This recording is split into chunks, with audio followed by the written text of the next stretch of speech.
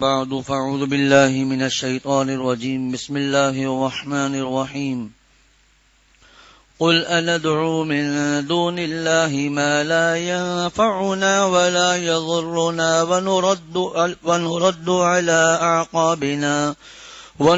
على أعقابنا بعد إذ هدانا الله كالذي استهوته الشياطين في الأرض حيران له أصحاب يدعونه إلى الهدى ائتنا قل إن هدى الله هو الهدى وأمرنا لنسلم لرب العالمين وأن أقيموا الصلاة واتقوه وهو الذي إليه تحشرون وهو الذي خلق السماوات والأرض بالحق ويوم يقول كن فيكون قوله الحق وله الملك يوم ينفخ في الصور عالم الغيب والشهادة وهو الحكيم الخبير۔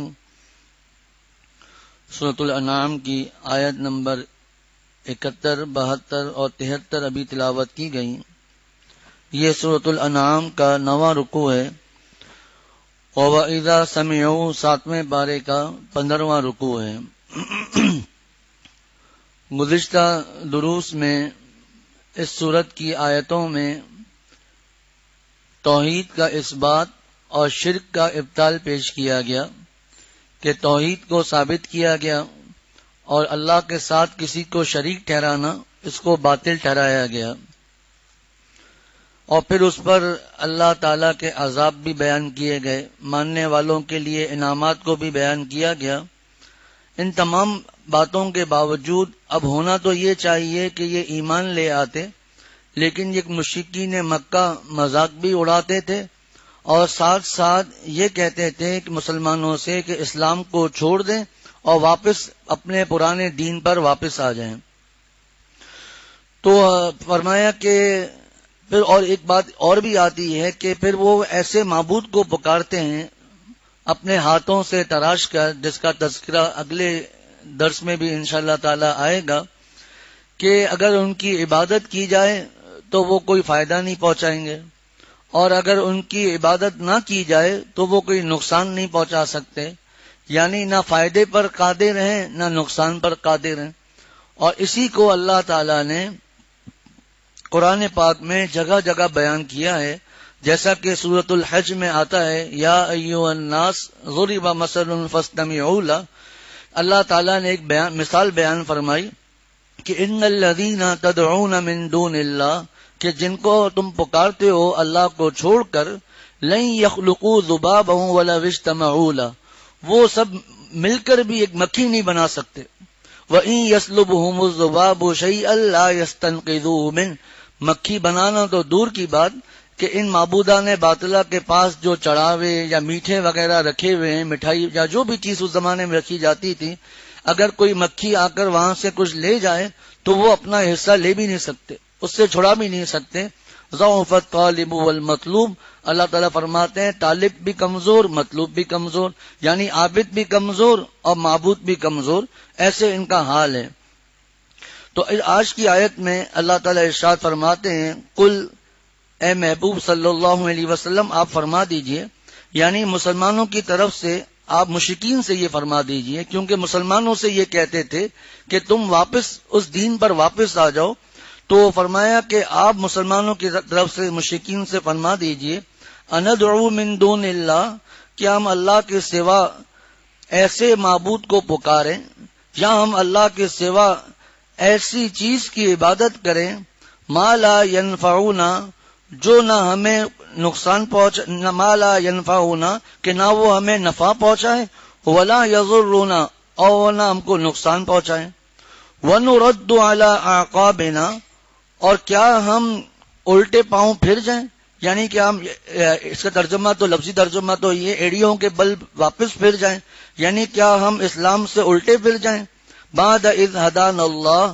بعد اس کے کہ اللہ تعالیٰ نے ہم کو ہدایت کر دی ہے۔ کالذی، اگر ہم ایسا کر لیں گے تو ہماری مثال اس شخص کی سی ہو جائے گی، استہوتہ الشیاطین فی الارض، جیسے کوئی شخص ہو کہ اس کو شیطان نے کسی جنگل میں بے راہ کر دیا ہو، بھٹکا دیا ہو، حیران، پھر وہ حیران اور بھٹکتا پھرتا ہو. لہو، اور حال یہ ہے کہ لہو اصحاب یدعونہ، کہ اس کے کچھ ساتھی بھی تھے، یدعونہ الی الہدی، جو اس کو ٹھیک راہ کی طرف بلا رہے ہیں اور یوں کہہ رہے ہیں ائتنا، ہمارے پاس آ جاؤ، ہمارے پاس آ جاؤ. قل، آپ فرما دیجئے، ان ھدی اللہ ھو الھدی، کہو کہ اللہ کی دی ہوئی ہدایت ہی صحیح معنی میں ہدایت ہے.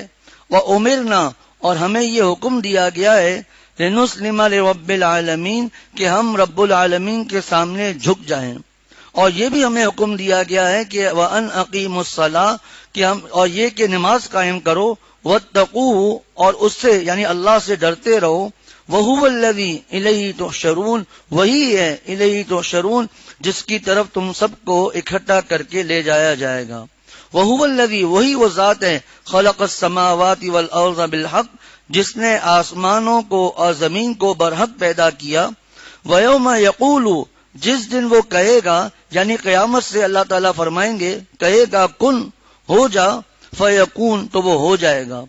قولہ الحق، اس کا قول برحق ہے. وَلَهُ الْمُلْكُ، اور اسی کی بادشاہی ہے. یوم ينفخ فی الصور، جس دن سور پھونکا جائے گا. عالم الغیب والشہادہ، وہ غائب اور حاضر ہر چیز کو جاننے والا ہے. وَهُوَ الْحَكِيمُ الْخَبِيرُ، اور وہی بڑی حکمت والا، پوری طرح باخبر ہے.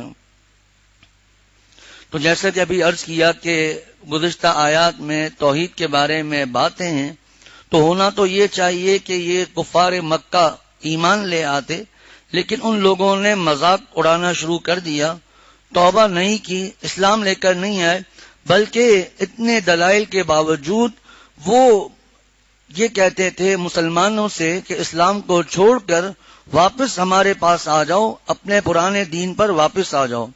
تو اللہ تعالیٰ نے آپ صلی اللہ علیہ وسلم سے فرمایا کہ آپ مسلمانوں کی طرف سے مشرکین مکہ کو یا مشرکین عرب کو یہ کہہ دیجئے کہ اندعو من دون اللہ، کیا ہم اللہ کے سوا ایسے معبودوں کی عبادت کریں، ایسے معبودوں کو پکاریں، ما لا ینفعونا ولا یضرنا، جو نہ وہ ہمیں وہ ایسے کمزور ہیں نہ وہ ہمیں فائدہ پہنچا سکتے ہیں، یعنی اگر ہم ان کی عبادت کریں تو وہ ہمیں فائدہ نہیں پہنچا سکتے.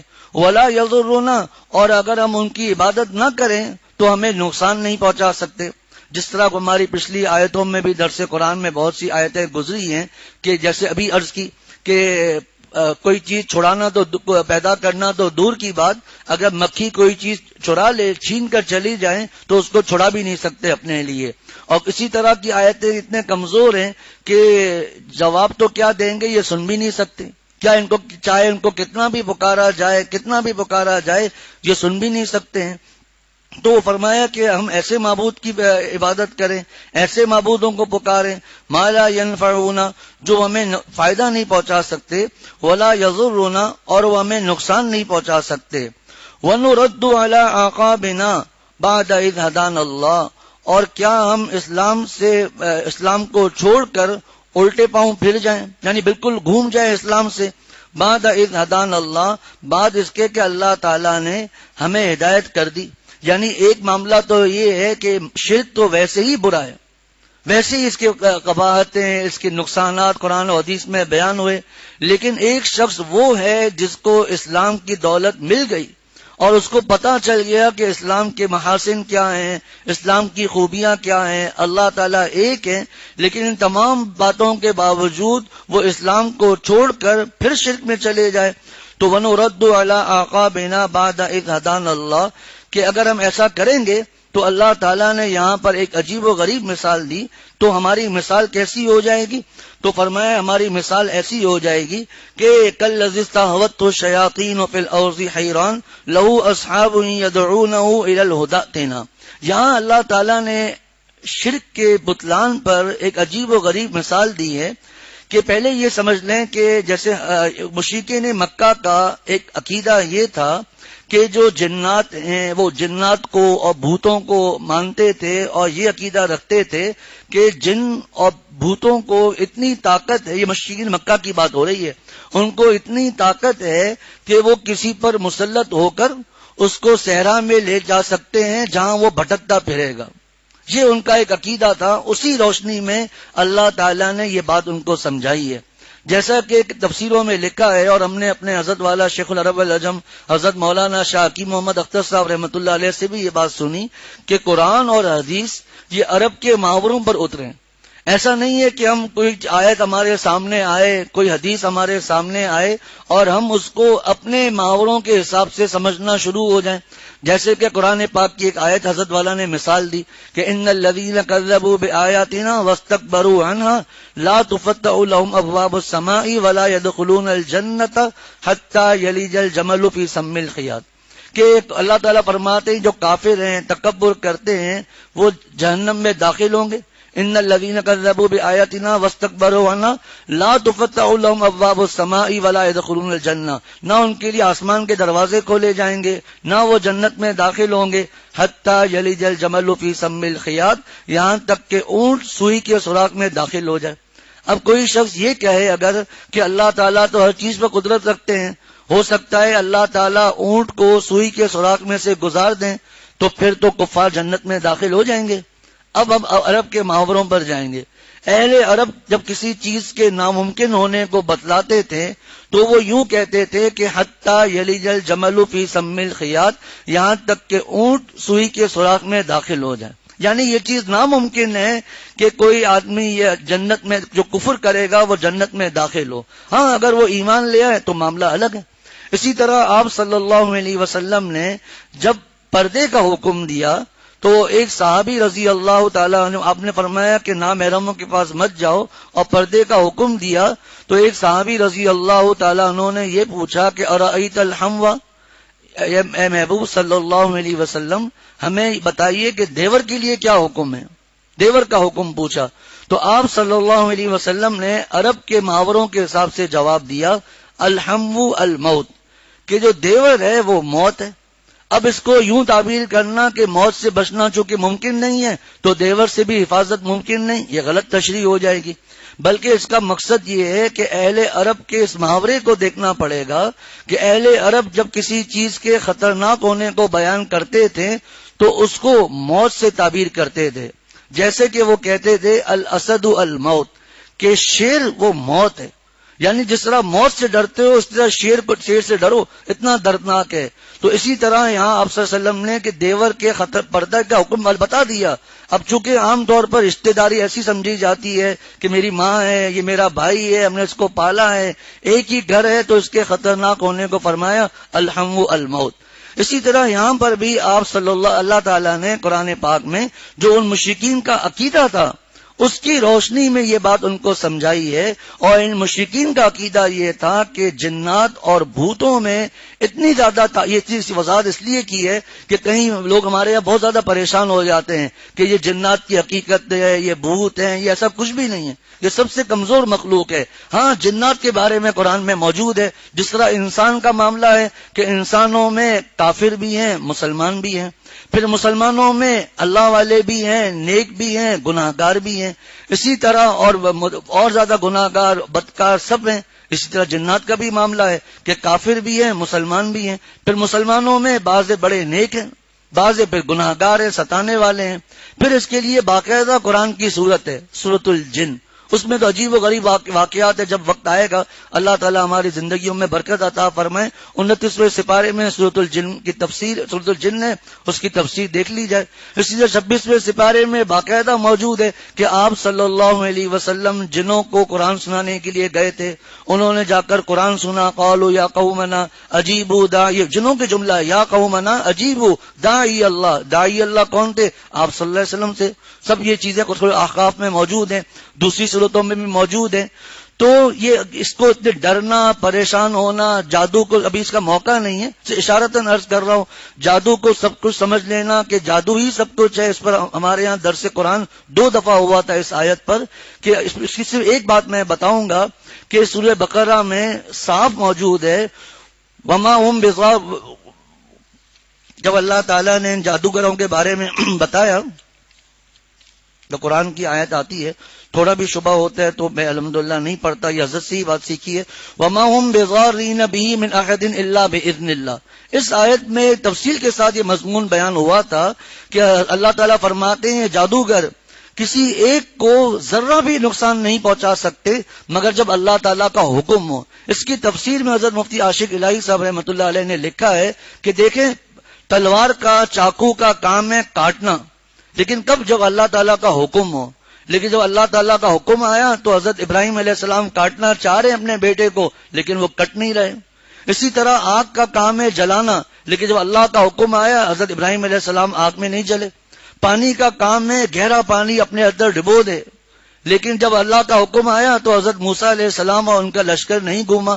فرمایا اسی طرح بڑا غور سے بات سنیے گا کہ ایک آدمی ہے، اس کی موت آج 2 بجے لکھی ہوئی ہے، اس کے پاس ایک ڈکیت آتا ہے، وہ اس کو فائر کرتا ہے، مار دیتا ہے، تو یہ ڈکیت اور ڈاکو صرف ذریعہ بنا ہے اس کی موت کا، اسی پر اس کو گناہ مل رہا ہے، وگرنہ اس کی موت کا یہی وقت تھا۔ اب وہ ڈاکو کیوں گناہ گار ہیں؟ کیوں اللہ تعالیٰ نے اس کو قاتل کہا؟ کیوں جہنم کی وعیدیں سنائی؟ کیوں یہ کہا ہمیشہ ہمیشہ جہنم میں کہ اس نے اس کو قتل کیا؟ وگرنہ اس کی موت کا یہی وقت تھا۔ کتنے واقعات ہمارے پاس آتے ہیں، کئی گولیاں لگ گئی لیکن وہ زخمی ہے، شہادت نہیں ہوئی، انتقال نہیں ہوا۔ اسی طرح گاڑی کا معاملہ ہے، تیز گاڑی لگ گئی، ایکسیڈنٹ نہیں ہوا، انتقال نہیں ہوا، کسی کو ہلکی لگ گئی، انتقال ہو گیا۔ تو یہ چیزیں ہمارے سامنے ہیں کہ حکم اللہ تعالیٰ کا تھا کہ اس وقت یہ زخمی ہوگا، اس وقت زخمی ہونے سے اپاہج ہوگا، اس وقت زخمی ہونے سے اندھا ہو جائے گا، اس کی سماعت چھن جائے گی، بولنے کی طاقت ختم ہو جائے گی۔ جو بھی معاملات تھے اللہ کا حکم تھا، ذریعہ یہ ڈرائیور بن گیا، ذریعہ وہ ڈاکو بن گیا، ذریعہ فلاں بن گیا۔ اسی طرح جو جادو کے ذریعے معاملات ہوتے ہیں، وہ اس آدمی کے وقت لکھا ہوا تھا کہ ایسا ہونا ہے، لیکن اس نے جادو کیا، وہ ہو گیا، وہ گناہگار ہوگا۔ جتنا زیادہ جو بدبودار رہے گا، ناپاک رہے گا، غسل جنابت نہیں کرے گا، گندا رہے گا، اتنا بڑا وہ جادوگر ہوگا، اتنا بڑا اتنی زیادہ اس کی شیطان مدد کریں گے۔ اور جتنا زیادہ جو متقی ہوگا، نیک ہوگا، اللہ والا ہوگا، پاک صاف رہے گا، فرشتے اس کی مدد کریں گے۔ تو یہ قرآن کی آیت اگر ہمارے سامنے آ جائے تو یہ جتنے عاملین ہیں ان کے سب کے دروازے بند ہو جائیں گے، کہ جب یہ آیت دل میں بیٹھ گئی کہ وما هم بضارین به من احد الا باذن اللہ، اور جبکہ یہ جادوگر اللہ تعالیٰ کے حکم کے بغیر کسی کو ذرہ بھی نقصان نہیں پہنچا سکتے۔ اللہ کا حکم تھا کہ اب مثال بندش ہے، کہتے ہیں کہ جی فلاں نے بندش کر دی، اولاد نہیں ہو رہی، اب اللہ تو فرما رہے میرے ہاتھ میں ہے، یہب لمن یشاء اناسا ویہب لمن یشاء الذکور او یزوجہم ذکرانا واناسا ویجعل من یشاء عقیما، کہ جس کو چاہتا ہوں بیٹیاں دیتا ہوں، جس کو چاہتا ہوں بیٹے دیتا ہوں، جس کو چاہتا ہوں دونوں دیتا ہوں، اور جس کو چاہتا ہوں بانجھ کر دیتا ہوں، جس کا مفہوم ہماری زبان میں آج کل یہ ہے کہ بندش کرا دی، اولاد نہیں ہو رہی۔ ہماری زبان میں اس کا مفہوم یہ بیان کیا جاتا ہے کہ اولاد اس لیے نہیں ہو رہی ہے کہ فلاں رشتہ دار نے بندش کرا دی ہے اور اس لیے اولاد نہیں ہو رہی۔ اللہ تو فرما رہے ہم نے بانجھ کیا ہے، یہ بندش ہم نے لگائی ہے۔ اب مثال کے طور پر تھوڑی دیر کے لیے مان لیتے ہیں، تھوڑی دیر کے لیے نعوذ باللہ یہ اسی نے کیا ہے، چلیں تھوڑی دیر کے لیے مان لیتے ہیں کہ بندش جو ہوئی ہے، یہ ہوا ہے، یہ اسی نے کیا ہے، لیکن قرآن پر بھی تو ایمان لائے نا، وما هم بضارین به من احد الا باذن اللہ، کہ جادوگر اللہ کے حکم کے بغیر من احد کسی ایک کو بھی نقصان نہیں پہنچا سکتے مگر اللہ کے حکم سے۔ تو خیر اسی طرح یہاں پر ایک بات آئی تو درمیان میں یہ باتیں عرض کر دی۔ اب یہاں پر اللہ تعالیٰ کیا سمجھا رہے ہیں؟ اب یہ اللہ تعالیٰ فرما رہے، آپ بولیے کہ اگر اللہ تعالیٰ نے ہمیں ہدایت دے دی اور اس کے بعد پھر ہم ہدایت چھوڑ دیں تو ہمارا حال اس آدمی کی طرح ہوگا۔ اس کی مثال قرآن نے کیا بیان کی ہے وہ سمجھیے۔ اب اس آیت کی تفسیر کی طرف آ رہے ہیں کہ ایک آدمی تھا، اپنے دوستوں کے ساتھ اپنے قافلے کے ساتھ جا رہا تھا، وہ اپنے راستے سے بھٹک گیا۔ اب گمراہ لوگ اس کو گمراہ کر رہے ہیں، وہ ان کی گمراہی میں بھٹکتا جا رہا ہے۔ دوسری طرف اس کے جو خیر خواہ ہیں، اس کے جو دوست ہیں، وہ اس کو بار بار بلا رہے ہیں، ائتنا ہمارے پاس آ جاؤ، ائتنا، یہ لفظ ہم ملا کر پڑھیں گے اہداتنا پڑھتے ہیں، لیکن اب ایسے الگ سے پڑھیں گے تو ائتنا پڑھیں گے، ہمارے پاس آ جاؤ، اس کو بلا رہے ہیں۔ یہ کیا مثال ہے؟ یہ مثال یہ ہے کہ ہم مسافر آخرت ہیں، ہم اللہ تعالیٰ کی طرف جا رہے ہیں، آخرت کی طرف جا رہے ہیں۔ ہمارے قافلے کے بڑے آپ صلی اللہ علیہ وسلم ہیں، صحابہ رضوان اللہ علیہم اجمعین ہیں، لیکن یہ شخص ہدایت کے بعد بھٹک گیا، دوسری طرف چلا گیا، اور حضور صلی اللہ علیہ وسلم اس کو اسلام کی دعوت دے رہے ہیں کہ واپس آ جاؤ میری طرف. تو فرمایا اگر ہم بھٹک گئے تو کہیں ہمارا حال اس آدمی کی طرح نہ ہو جائے، یعنی اگر ہم نے تمہاری مرضی پر عمل کیا تو ہماری یہ مثال بن جائے گی کہ ہم راستے سے بھٹک جائیں گے، اور ہمیں اللہ تعالیٰ کے نبی صلی اللہ علیہ وسلم اور صحابہ رضوان اللہ علیہم اجمعین اپنی طرف بلا رہے ہیں. تو فرمایا اس آیت میں اللہ تعالیٰ فرما رہے ہیں کہ وَنُرَدُّ عَلَىٰ عَقَابِنَا، اور کہا کہ ہم اسلام سے الٹے پھر جائیں بعد اذ ہدانا اللہ، بعد اس کے کہ ہم کو اللہ نے ہدایت کر دی ہے. تو اگر ایسا ہوگا تو ہماری یہ مثال ہو جائے گی. استحوت الشیاطین فی الارض حیران، استحوت الشیاطین فی الارض، جیسے کوئی شخص ہو کہ اس کو شیطان نے کسی صحرا اور جنگل میں گمراہ کر دیا ہو، راستے سے بھٹکا دیا ہو، اور وہاں پر وہ حیران اور پریشان بھٹکتا پھر رہا ہے. اور لہو اصحاب یدعونہ الی الہدی ائتنا، اس کے کچھ ساتھی بھی تھے. مراد وہاں پر اگر مثال لیں گے تو اس کے دوست جو قافلے والے ساتھ تھے، جہاں پر آپ صلی اللہ علیہ وسلم اور صحابہ، اور آج ہمارے دور میں قرآن پاک، حدیث شریف اور علماء بزرگان دین مبلغین.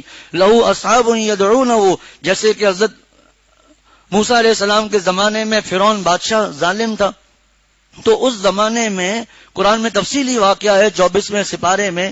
وقال رجل مؤمن، رجل مومن کا ایک عجیب و غریب واقعہ اللہ تعالیٰ نے بیان کیا ہے کہ یہ رجل مومن فرعون کے خاندان میں سے تھا، لیکن اپنے ایمان کو چھپاتا تھا. ظاہری بات سختیاں تھی، ایسے حالات تھے.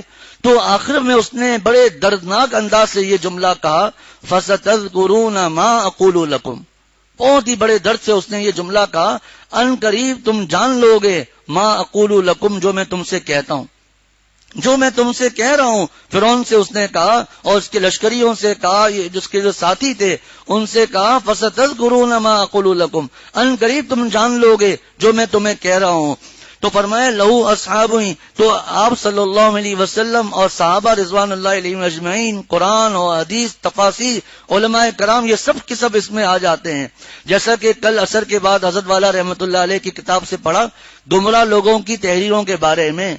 30 برس پہلے جو حضرت نے بات فرمائی اس کی ضرورت جتنی اس وقت تھی اس سے کئی گنا زیادہ آج کی ضرورت ہے کہ نئے نئے لوگوں کے بیانات سننا. وہ گمراہ لوگ ہیں، وہ اس کو اپنی طرف بلا رہے ہیں، پتہ بھی نہیں ہے کہ وہ کون ہے. حتیٰ کہ اتنا بڑا فتنہ ہے کہ اگر کوئی نیٹ کی دنیا میں جا کر بیان بھی سنے گا تو سامنے اس کے پاس گمراہ لوگوں کے بیانات بھی آتے رہیں گے. گمراہ لوگوں، چاہے وہ کتنے بھی بڑے اللہ والے کا بیان سنیں، لیکن اس کے ساتھ ساتھ دوسرے گمراہ لوگوں کے بیانات بھی آئیں گے. اب دل کرے گا یہ بھی سنو یہ بھی سنو، تو اب کیا ہے، اپنا دین ہی پکا نہیں ہے. اب صحابہ کے بارے میں شکوک آ رہے ہیں، صحابیات کے بارے میں شکوک آ رہے ہیں، آپ صلی اللہ علیہ وسلم کے بارے میں، نماز کے بارے میں، قرآن کے بارے میں، زکوٰۃ کے بارے میں، حج کے بارے میں، قربانی کے معاملات میں شکوک و شبہات میں مبتلا ہو رہا ہے. اب ظاہر سی بات ہے جو شخص اپنے آپ کو عالم کہہ رہا ہے، یا آج کل جملہ نکلا ہے اسکالر کہہ رہا ہے اپنے آپ کو، تو وہ یہ اللہ کی شان میں کیسے گستاخی کر سکتا ہے؟ وہ اپنے بیان میں آپ صلی اللہ علیہ وسلم کی شان میں کیسے گستاخی کر سکتا ہے؟ وہ کیسے نماز کے بارے میں کچھ کہہ سکتا ہے؟ تو وہ 99% کبھی 95% دین کی بات کریں گے، لیکن درمیان میں اسلام سے ہٹ کر گمراہی کی باتیں کریں گے. ایسے ایسے دلائل پیش کریں گے کہ یہ بخاری کا حوالہ ہے، یہ مسلم شریف کا حوالہ ہے، یہ اس کا، وہ بخاری میں حدیث ہے بھی یا نہیں ہے، وہ حدیث مسلم میں ہے یا نہیں ہے. جیسے کہ خود میرے پاس ایک میسج آیا کسی کا کہ قرآن پاک میں آیا ہے کہ جو شخص میسج آیا کہ قرآن پاک میں ہے کہ جو شخص نماز نہیں پڑھے گا تو آخری وقت میں وہ پیاس کی حالت میں مر جائے گا. اب یہ کہ نماز نہ پڑھنا گناہ اپنی جگہ پر ہے، گناہ کبیرہ ہے، لیکن یہ قرآن میں تو کہیں بھی نہیں ہے یہ جملہ. اب قرآن کے بارے میں جھوٹ باندھ لیا، آپ صلی اللہ علیہ وسلم کے بارے میں جھوٹ باندھ رہے ہیں، غلط حدیثیں بیان کر رہے ہیں، اور اپنی مرضی کے مطابق سامنے حوالے دکھا کر اور حضرات صحابہ رضوان اللہ علیہم اجمعین کی ذات اقدس پر کیچڑ اچھالنے کی کوشش کر رہے ہیں، ایک حدیث لے کر اس کا غلط ترجمہ کر کے اور یہ باتیں کر رہے ہیں. اللہ تعالیٰ ہم سب کی حفاظت فرمائے. لہو اصحاب یدعونہ الی الہدی ائتنا، اس کے کچھ ساتھی بھی تھے کہ وہ اسے ہدایت کی رب بلا رہے ہیں. ائتنا، وہ کہہ رہے ہیں ہمارے پاس آ جاؤ. اے محمد صلی اللہ علیہ وسلم آپ فرما دیجئے ان ھدی اللہ ھو الھدی، کہ اصل ہدایت تو اللہ کی دی ہوئی ہدایت ہے. وَأُمِرْنَا، اور ہمیں یہ حکم دیا گیا ہے لنسلم لرب العالمین کہ ہم رب العالمین کے سامنے جھک جائیں. یہ لفظ ہے اسلمہ کا لفظ ہے، یعنی اسلام لے آنا. مراد کیا ہے؟ جھک جانا، اپنے سر کو جھکا دینا اللہ تعالیٰ کے ہاں. اور قرآن پاک میں الف لام میم میں یہ آیت، اسی قسم کی ایک آیت آئی ہے جہاں اسلمہ کا لفظ آیا ہے، بلا من اسلم وجہہ للہ. الف لام میم میں جب مضمون آیا کہ یہودی اور نصرانی یعنی عیسائی یہ کہتے تھے کہ جنت میں تو صرف ہم لوگ جائیں گے کیونکہ ہم اللہ تعالیٰ کے، یہودی اور نصرانی کہتے تھے ہم تو اللہ تعالیٰ کے محبوب ہیں، ہم تو اللہ تعالیٰ کے نعوذ باللہ بیٹے ہیں، اس قسم کی باتیں کرتے تھے. تو اللہ تعالیٰ نے فرمایا کون جنت میں جائے گا کون دوزخ میں جائے گا کسی کی قوم پر منحصر نہیں ہے، بلکہ اللہ تعالیٰ نے قرآن پاک میں قاعدہ بیان کر دیا، من اسلم وجہہ للہ، جس نے اپنے چہرے کو جھکا لیا اللہ کے سامنے، وہ ہوا محسن، اور وہ نیکوکار بھی ہو. اپنے چہرے کو جھکایا. کیوں چہرے کا تذکرہ؟ اس لیے فرمایا کہ ہمارے اعضاء میں سے سب سے معظم اور مکرم عضو یہ چہرے کا چہرہ ہے، تو اللہ تعالیٰ نے چہرے کا بیان کر دیا. بلا من اسلم، جس نے اپنے چہرے کو جھکا دیا وہ اللہ تعالیٰ کے آگے، وہ ہوا محسن، اور وہ نیکوکار بھی ہو. محسن کے دو مطلب ہیں. نمبر ایک اتباع سنت، یعنی آپ صلی اللہ علیہ وسلم کے طریقے پر چلنا. نمبر دو، یہاں پر محسن سے مراد وہ حدیث جبرائیل ہے جس میں حضرت جبرائیل علیہ السلام انسانی شکل میں دحیہ کلبی رضی اللہ تعالیٰ عنہ کی شکل میں آئے تھے اور آپ صلی اللہ علیہ وسلم سے سوال کیا تھا کہ احسان کیا ہے. تو اس وقت آپ صلی اللہ علیہ وسلم نے جو فرمایا کہ احسان یہ ہے ان تعبد اللہ کانک تراہ فإن لم تکن تراہ فإنہ یراک، کہ تم اللہ کی اس طرح عبادت کرو گویا کہ تم اللہ تعالیٰ کو دیکھ رہے ہو، اور اگر تم اللہ کو نہیں دیکھ رہے تو اتنا تو عقیدہ بنا لو کہ اللہ ہمیں دیکھ رہے ہیں. یہ ہے احسان. تو احسان کے دو مطلب ہو گئے، ایک اتباع سنت اور دوسری یہ حدیث. تو وَأُمِرْنَا لِنُسْلِمَ لِرَبِّ الْعَالَمِينَ، ہمیں حکم دیا گیا ہے کہ ہم اپنے چہرے ہم جھک جائیں رب العالمین کے سامنے. اور یہ بھی حکم دیا گیا ہے ان اقیموا الصلاۃ، کہ ہم نماز کو قائم کریں، واتقوا، اور اللہ سے ڈرتے رہیں یعنی گناہوں سے بچتے رہیں. اب ان تین باتوں کا طریقہ کیا ہے؟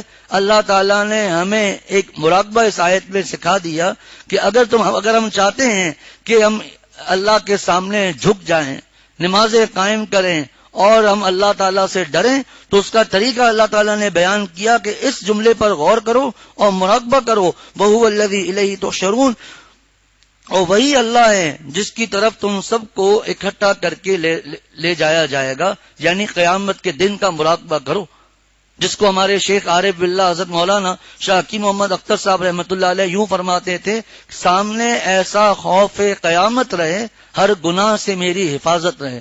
یہ قیامت کا یہ علماء اللہ والے جو مراقبے بتاتے ہیں وہ قرآن و حدیث سے ہی ثابت ہیں. جیسے کہ یہاں پر اللہ تعالیٰ نے جملہ بتایا کہ اگر ہم آخرت کی طرف غور کریں گے کہ ہمیں اللہ تعالیٰ کے سامنے پیش ہونا ہے تو ان تینوں چیزوں پر عمل کرنا آسان ہو جائے گا. وَهُوَ الَّذِي إِلَيْهِ تُحْشَرُونَ، وہی ہے جس کی طرف تم سب کو اکٹھا کر کے لے جایا جائے گا. وَهُوَ الَّذِي، اللہ تعالیٰ کی قدرت کا منظر پیش کیا جا رہا ہے. وَهُوَ الَّذِي، وہی ہے خلق السماوات والارض بالحق، جس نے آسمان اور زمین کو برحق پیدا کیا. پیدا کرنے کا مقصد کیا ہے؟ تاکہ جو لوگ اللہ تعالیٰ کو راضی کریں ان کو آخرت میں انعام دیا جائے، اور جو لوگ اللہ تعالیٰ کا نافرمانی کریں، کفر اختیار کریں، تو ان کو سزا دی جائے. اور اگر مسلمان ہیں، اس کے گناہ زیادہ ہیں، تو اپنی سزا بھگت کر پھر جنت میں انشاءاللہ آ جائے گا. جیسے کہ بعض لوگوں کے دل میں یہ بات آتی ہے کہ کیا ایک اعتراض نہیں، ایک سوال کہ ہم ایک فلسطین کی مثال لے لیتے ہیں، کتنے بچے شہید ہو رہے ہیں، کھانے کو نہیں، پینے کو نہیں، 60-70 ہزار لوگ شہید ہو گئے. تو کیا نعوذ باللہ اللہ تعالیٰ دیکھ نہیں رہے ہیں؟ کیا اللہ تعالیٰ کو پتا نہیں ہے کہ ان کو اس بات کی سزا دی جا رہی ہے کہ یہ مسلمان ہیں؟ لیکن یہ اشکال اور یہ پریشانی کب آتی ہے؟ جب ہم قرآن کی طرف دھیان نہیں دیں گے. لیکن جب قرآن پاک ہمارے سامنے آئے گا، میں صرف ایک ہی آیت ابھی پڑھ رہا ہوں، تو سب یہ پریشانیاں دور ہو جائیں گی. وَلَا تَحْسَبَنَّ اللَّهَ غَافِلًا عَمَّا يَعْمَلُ الظَّالِمُونَ إِنَّمَا يُؤَخِّرُهُمْ لِيَوْمٍ تَشْخَصُ فِيهِ الْأَبْصَارُ، کہ یہ کہنا کہ اللہ تعالیٰ کو پتہ نہیں ہے، تو تم اللہ تعالیٰ کو ظالموں کے اعمال سے غافل مت سمجھو کہ نعوذ باللہ اللہ تعالیٰ کو پتہ نہیں ہے؟ ان کی سزا تو آخرت کے دن ہے نا. انما یؤخرهم لیوم تشخص فیہ الابصار، کہ ان کو مہلت دی جا رہی ہے اس دن کے لیے جس دن آنکھیں پھٹی کی پھٹی رہ جائیں گی. وگرنہ فلسطین کا معاملہ تو بعد میں آتا ہے. سب سے پہلے جو 13 سال آپ صلی اللہ علیہ وسلم اور صحابہ کو ستایا گیا، جیسے ہی ستانے والے کا ہاتھ ٹوٹ کے گر جاتا اور یہ پتا چل جاتا کہ اس لیے ہوا ہے کہ تم نے ہمارے محبوب صلی اللہ علیہ وسلم یا ان کے صحابہ کو ستایا ہے، تو بتائیے پھر امتحان رہتا؟ پھر کوئی کافر رہتا؟ بلکہ جتنا زیادہ جو ظالم ہے وہ دنیاوی طور پر اتنا ہی زیادہ مزے میں ہے. جملہ یاد رکھیے گا، دنیاوی اعتبار سے. نمرود کو ساری زندگی میں سر کا درد نہیں ہوا. فرعون کی زندگی کیسی تھی کہ اس نے اپنے آپ کو خدا کہہ دیا، کوئی تکلیف نہیں، کوئی پریشانی نہیں، اپنے آپ کو خدا کہہ رہا ہے. نمرود اپنے آپ کو خدا کہہ رہا ہے. تو جتنا زیادہ ظالم اتنی لمبی اس کی عمر، اتنے زیادہ دنیاوی لحاظ سے اس کے مزے. لیکن اندرونی معاملات کیا ہیں کہ دنیا میں ہی ان کو عذاب ہے. لیکن یہ چیزیں سامنے اگر آ جائیں تو کوئی ظالم نہ رہے، بلکہ سب مسلمان ہو جائیں. اور اگر کسی ظالم کے اوپر ایسی تکلیف آ بھی جائے جو سب کے سامنے کھل جائے، تب بھی لوگ یہی سمجھیں گے یہ تو قدرت کی طرف سے ہے، بیماری تو اللہ کی طرف سے ہوتی ہے، نعوذ باللہ جس کو بیماری ہے، حالانکہ وہ تو عذاب ہے. لیکن کیا ہے کہ اس سے لوگ سمجھیں گے کہ کوئی مسئلہ ہی نہیں ہے. تو یہ دنیا امتحان ہے، اصل سزا آخرت میں ہے، جس کے لیے قرآن میں اللہ تعالیٰ فرما رہے ہیں فَيَوْمَئِذٍ لَا يُعَذِّبُ عَذَابَهُ أَحَدٌ، کہ اس دن اللہ تعالیٰ ایسا عذاب دے گا جس کا کوئی عذاب دیا نہیں ہوگا. ایسی سزائیں ہوں گی. تو یہ انعام دنیا میں جو نیک عمل کریں گے اس کا انعام بھی دنیا آخرت میں، اور جو سزا کریں گے، برا کریں گے، اس کی جو عذاب ہے وہ بھی آخرت میں. البتہ نیکوں کو بعض صورتوں میں اللہ تعالیٰ انعامات دے دیتے ہیں، اور جو گناہ میں ہوتے ہیں ان کو تھوڑا سا عذاب کا مزہ اللہ تعالیٰ دنیا میں چکھا دیتے ہیں، جیسا کہ قرآن کی آیتوں میں گزرا، ہمارے درس میں بھی گزرا. وَهُوَ الَّذِي خَلَقَ السَّمَاوَاتِ وَالْأَرْضَ بِالْحَقِّ. وہ اب اللہ تعالیٰ کی قدرت بیان کی جا رہی ہے. اللہ تعالیٰ کی قدرت کیسی ہے کہ وَيَوْمَ يَقُولُ كُن فَيَكُونُ، جس دن وہ اللہ تعالیٰ قیامت سے کہیں گے کن. بعضوں نے لکھا ہے روز محشر سے اللہ تعالیٰ فرمائیں گے، قیامت سے کہیں گے کن ہو جا، فیکون وہ ہو جائے گا. یہ بھی ہمارے سمجھانے کے لیے ہے کہ کن ہو جا وہ ہو جائے گا. حضرت اسرافیل علیہ السلام اللہ کے حکم سے سور پھونکیں گے، آگے اس کا تھوڑا سا تذکرہ آ رہا ہے، تو سب کے سب مر جائیں گے، سب کے سب ختم ہو جائیں گے. اس وقت پوری کی پوری بادشاہت اللہ تعالیٰ کے لیے ہوگی. وَلَهُ الْمُلْكُ يَوْمَ يُنفَخُ فِي الصُّورِ. سوال ہوتا ہے کہ بادشاہ تو ابھی بھی اللہ تعالیٰ کی ہے.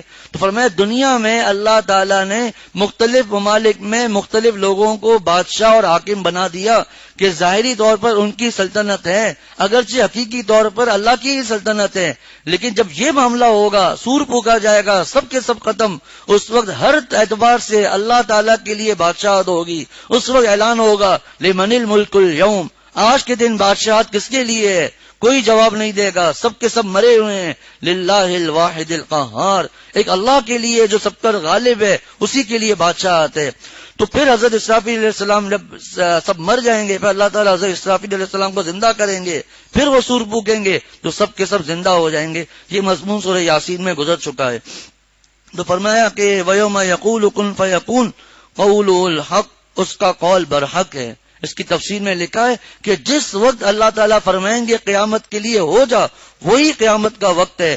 وَلَهُ الْمُلْكُ يَوْمَ يُنفَخُ فِي الصُّورِ، جس دن سور پھونکا جائے گا.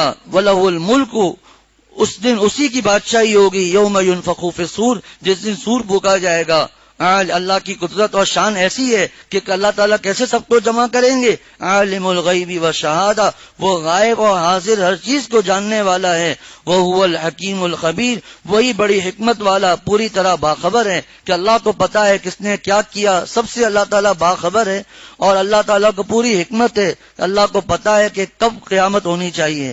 پچھلے درس میں ایک تفصیلی مضمون ایک بیان ہوا تھا بری دوستیوں کے حوالے سے، گمراہ لوگوں کی مجلسوں کے حوالے سے، کہ وہاں یہ کہہ کر بیٹھ جانا کہ چلو اب تو ہم آ ہی گئے ہیں، اب کیسے ہٹیں. تو وہ اس بارے میں تفصیل بیان ہوئی تھی. ایک مضمون مجھ سے رہ گیا تھا جو مجھے معرف القرآن میں سے ہی پڑھنا تھا، وہ ابھی میں پڑھ رہا ہوں. ان تینوں آیتوں کا حاصل جو گزشتہ درس تھوڑا سا میں عرض کر دیتا ہوں کہ اگر کوئی بری مجلس ہو رہی ہو کوئی یہاں پر اللہ تعالیٰ کی شان میں گستاخی شروع ہو گئی، صحابہ کی شان میں گستاخی ہو گئی، اسلام کے خلاف باتیں ہو رہی ہیں، اسلام کے احکام کا مذاق اڑایا جا رہا ہے، جو دین کی خدمتوں میں علماء کرام، ائمہ کرام، مفتی صاحبان بیٹھے ہوئے ہیں ان کا مذاق اڑایا جا رہا ہے۔ تو فرمایا کہ وہاں اس لیے جانا، حضرت مفتی تقی عثمانی صاحب دامت برکاتہم نے لکھا ہے کہ ہم جا کر ان کو نصیحتیں کریں گے، ہمیں کوئی ضرورت نہیں ہے، کیونکہ جو مذاق اڑا رہا ہے وہ آپ کی بات کا بھی مذاق اڑائے گا۔ ایک صورت۔ دوسری صورت یہ بیان ہوئی کہ وہاں پر پتہ نہیں تھا، وہاں چلے گئے، اچانک اسلام کے خلاف وغیرہ یہ باتیں شروع ہو گئیں۔ اب یہ کہنا کہ ہم کیسے اٹھیں وہ برا مان جائیں گے، حضرت نے لکھا یہ بے غیرتی ہے۔ کیوں؟ اگر آپ کے والد صاحب، والدہ وغیرہ کی شان میں برائی ہونے لگے، کوئی ان کو برا بھلا کہنے لگے، تو ہم وہاں اسی لیے بیٹھے رہیں گے کہ جی اگر وہ برا مان جائیں گے، اگر ہم اٹھیں گے تو وہ برا مان جائیں گے؟ ہمارے والدین ہوں، چاہے گھر والے ہوں، بچے ہوں، کچھ بھی ہوں، سب سے ان سے بڑھ کر تو آپ صلی اللہ علیہ وسلم اور حضرات صحابہ رضوان اللہ علیہم اجمعین ہے۔ تیسری صورت یہ ہے کہ کوئی آدمی وہاں چلا گیا، پتہ نہیں تھا، اب باتیں ایسی شروع ہو گئیں اور اس کو اس بات کا یقین ہے کہ اگر میں وہاں سے اڑ جاؤں گا تو میری جان کو شدید خطرہ ہے، میرے مال کو، آبرو کو، عزت کو، میرے جان کو تک خطرہ ہے، تو اگر وہ عامی آدمی ہے تو بیٹھ سکتا ہے، مقتدا کو پھر بھی وہاں سے اٹھ جانا مناسب ہے۔ یہ اس وقت ہے جب جان کا خطرہ ہو، عزت کا خطرہ ہو۔ اب اس بارے میں حضرت مفتی شفیع صاحب فرماتے ہیں ان تینوں آیتوں کا حاصل مسلمانوں کو برے ماحول اور بری صحبت سے بچانا ہے جو انسان کے لیے سم قاتل ہے، یعنی زہر ہے۔ قرآن و حدیث کے بے شمار نصوص کے علاوہ مشاہدہ اور تجربہ اس کا گواہ ہے کہ انسان کو تمام برائیوں اور جرائم میں مبتلا کرنے والی چیز اس کی بری سوسائٹی اور برا ماحول ہے، جس میں پھنسنے کے بعد انسان اول تو خلاف ضمیر اور خلاف طبع برائیوں میں مبتلا ہو جاتا ہے، یعنی اس کی طبیعت کے خلاف وہ باتیں ہوتی ہیں، اور پھر جب عادت پڑ جاتی ہے تو یہ برائی کا احساس بھی ختم ہو جاتا ہے، بلکہ برائی کو بھلائی اور بھلائی کو برائی سمجھنے لگتا ہے۔